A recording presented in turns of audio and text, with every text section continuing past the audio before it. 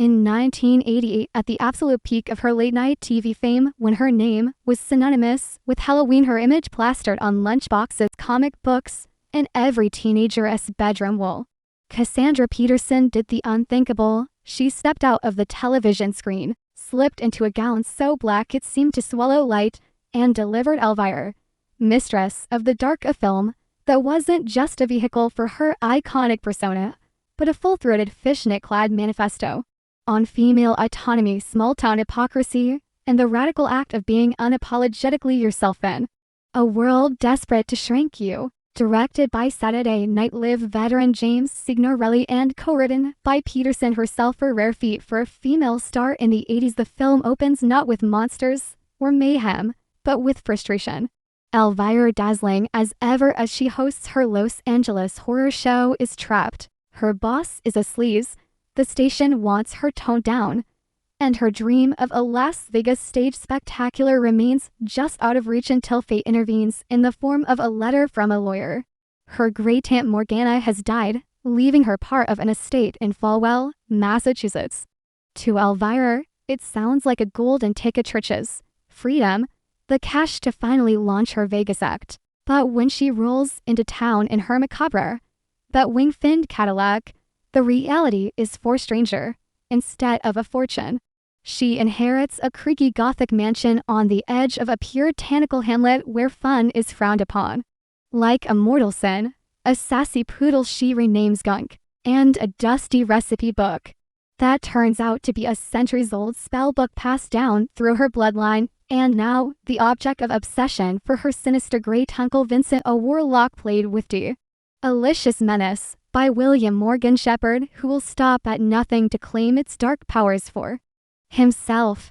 But even before magic enters the picture, Elvira has a bigger problem. The town of Falwell itself, led by the pearl-clutching, hymn-singing Chastity Prior and her council of moral guardians.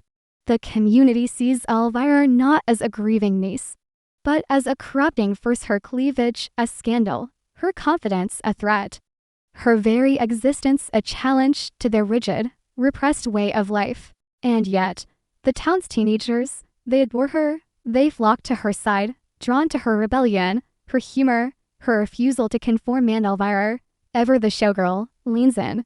She turns their uptight world upside down with bikini car washes, rock and roll dance parties, and outrageous antics that escalate the culture war in a full-blown chaos. What unfolds is more than a comedy, it's a battle of ideologies.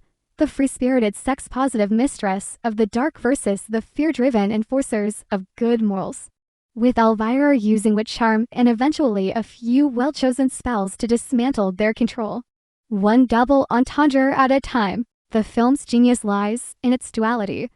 On the surface, it's a campy, cleavage-fueled romp packed with rubber bets, dry ice, and lines like "Don't you just hate it when you're having a bad hair day, and your hair is on fire."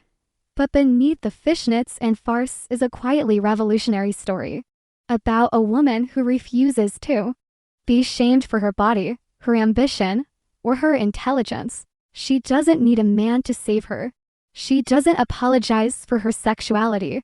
And when the final showdown comes, Elvira facing Vincent in a climactic duel of dark magicka-s, not brute strength that wins, but cleverness, courage, and the support of the very community that once rejected her. Critics at the time dismissed it as silly or lowbrow, and it bombed in theaters, but on VHS, it exploded. It became a rental store staple, a sleepover sacrament, a Halloween tradition passed down like a cursed heirloom. And over time, its legacy only grew. Scholars now cite it as a feminist cult classic. LGBTQ+ fans celebrate it as a queer-coded anthem of self-expression. And horror historians hail it as a love letter to B-movies that never talks down to its audience. Because Elvira, Mistress of the Dark, wasn't made for critics. It was made for the misfits, the monster kids, the midnight dreamers who saw in Elvira not just a host, but a hero, a woman who proved you can be sexy and smart, campy and courageous, iconic and human all at once. And more than 35 years later, it still holds up, not because of its effects or its budget, but because of its heart. So press play. Pour a martini. Let the fog swirl. And when Elvira saunters onto screen, smirking like she owns the apocalypse, remember, this wasn't just her breakout film. It was her declaration of independence. Her middle finger to conformity.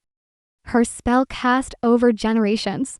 Elvira, Mistress of the Dark, didn't just make Cassandrapeterson a movie star, it made her immortal. And honey, immortality never looked so good in black.